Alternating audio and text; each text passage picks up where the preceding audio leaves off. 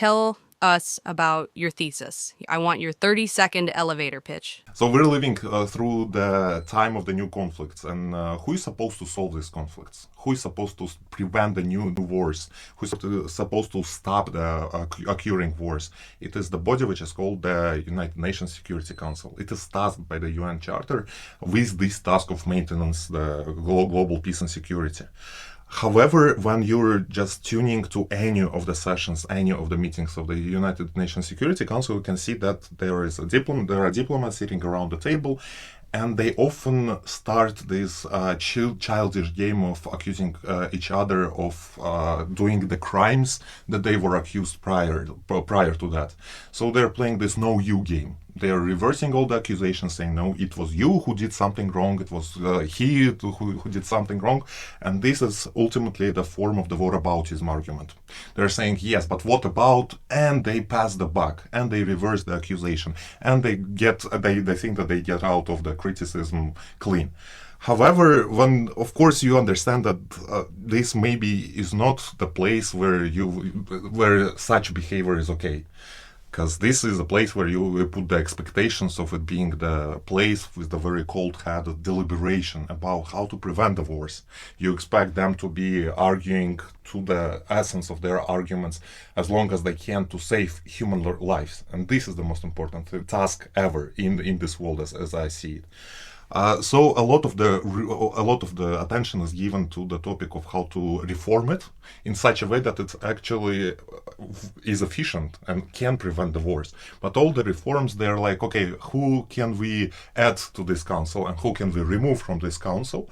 And then maybe the world will be a better place. But there is not a lot of attention given to the rhetorical practices. Why exactly are they saying this whataboutism?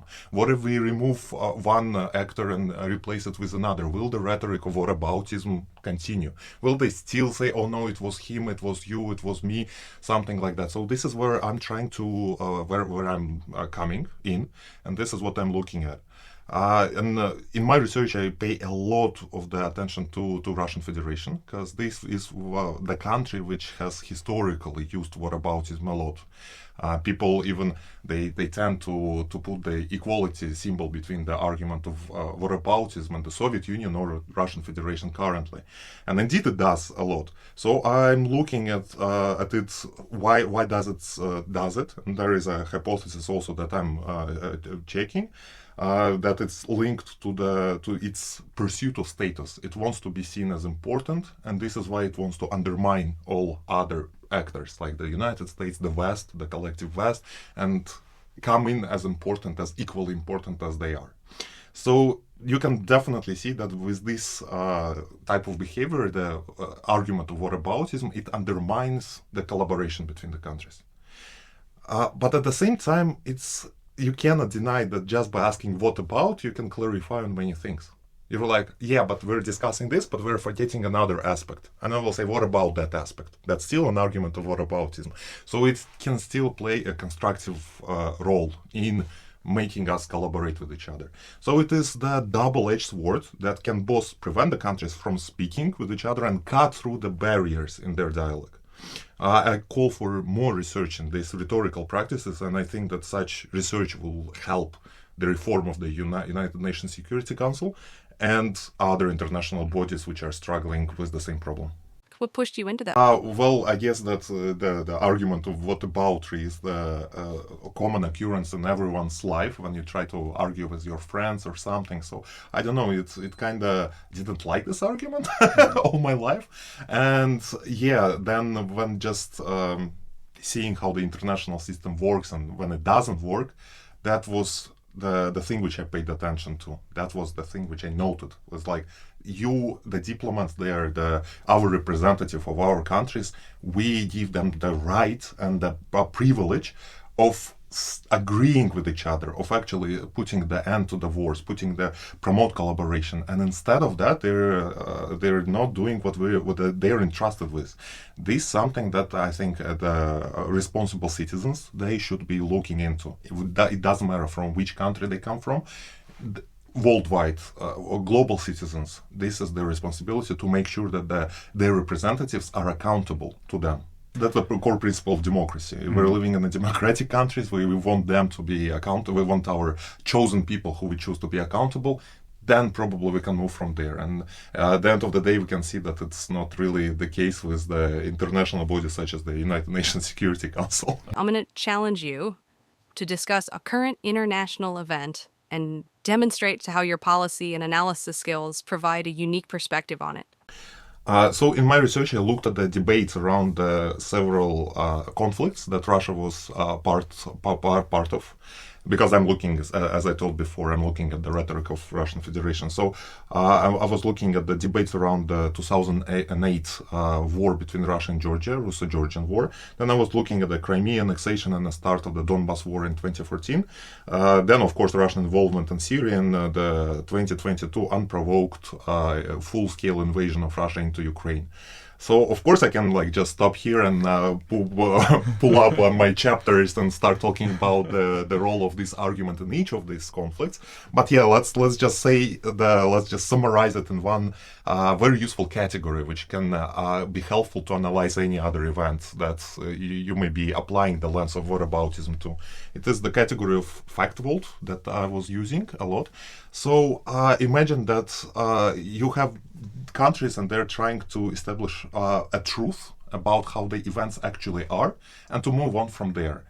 The problem with the states is that they can create own realities, that they are powerful enough to create all sorts of information where all the facts will be verified, fact check, but there will be presenting the totally different pictures of the reality. So all the facts in the world that they see, they are different, but they are verifiable. There is the whole set of how you see the world. And there is a lot of cases when you look at the Security Council and they just argue that some events did happen and other events did not happen.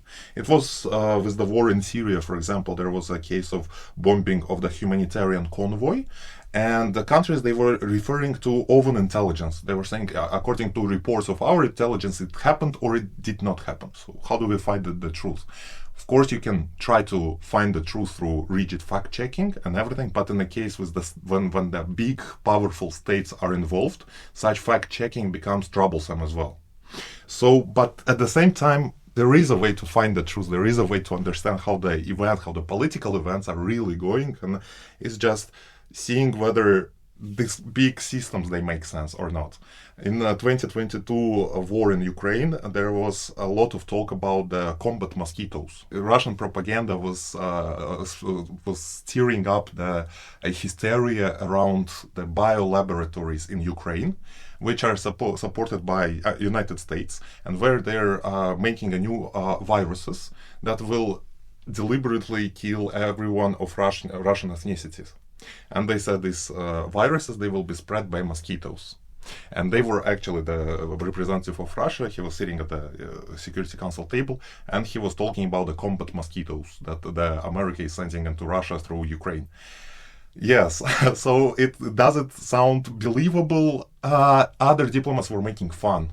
But how do we come into an agreement that allows us to move forward in life together? The problem with the states, the problem with the full adult diplomats is that they can provide some evidence to whatever they are saying, to whatever the truth that they are saying. Like the kids, they will be just they can get looped in the looped argument of like, no you, no you, no you, and that's their loop. And actually, when there was a session in the Security Council when the two diplomats that was the representative of Israel and the representative of Palestine, they got into this loop where they were saying, no, you, 8 times in a row. You're saying, please denounce terrorism. No, you denounce terrorism. No, you denounce terrorism. You're a terrorist state. No, you're a terrorist state. And that was, of course, you cannot get anywhere from there. Yeah, that is the example of the conflict which you cannot easily solve, right? But with the case of the conflicts and conflicting fact vaults, where some things are less believable, like the combat mosquitoes, of course, you can just, with the common sense, try to understand which fact vault represents the reality better. So, but not only the classical rhetoric, but the rhetoric in the realm of international relations. This is something that I want to look in. Yeah, compare, for example, the rhetoric of the Security Council with other international bodies, because there is like to make a bigger study, for example. That's something that I'm interested in doing.